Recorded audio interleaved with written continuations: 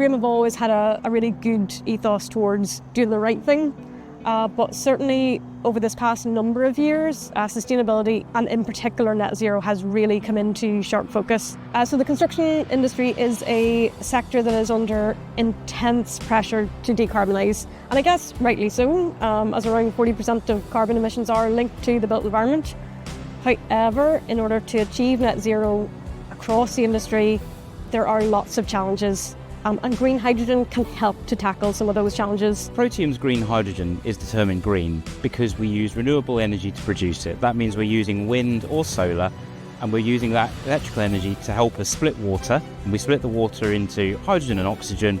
The hydrogen we offtake is a green hydrogen, which we can supply to people to use for things like the generator behind me. So construction is an interesting industry for decarbonisation. There are many ways that we can decarbonise, not just generators. We can also look at off-highway vehicles, earth movers, diggers, also HGVs, trucks, anything effectively around the sector.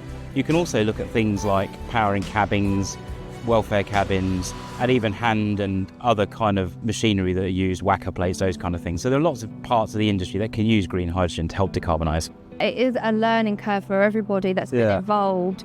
It's been a learning curve for me, for everybody, the site team, and it was a lot seamless to do than we originally maybe anticipated.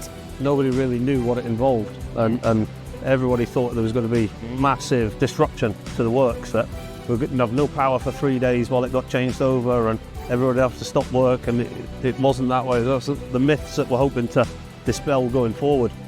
I think the briefings have really helped open people's eyes that this is the way of the future and this is the way that we are going, and diesel will be phased out, so we've got to start looking at renewables, and having this trial has been really beneficial.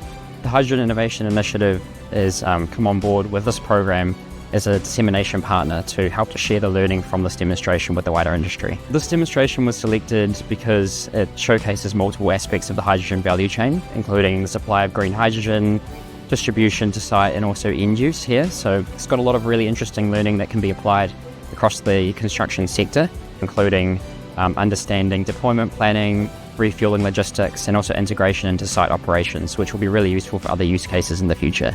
Being at the forefront of it, looking at the innovation really at the early stages of it, helps us to develop as a business, so we can use what we've learned here to help us to get really on top to secure our carbon targets a lot earlier.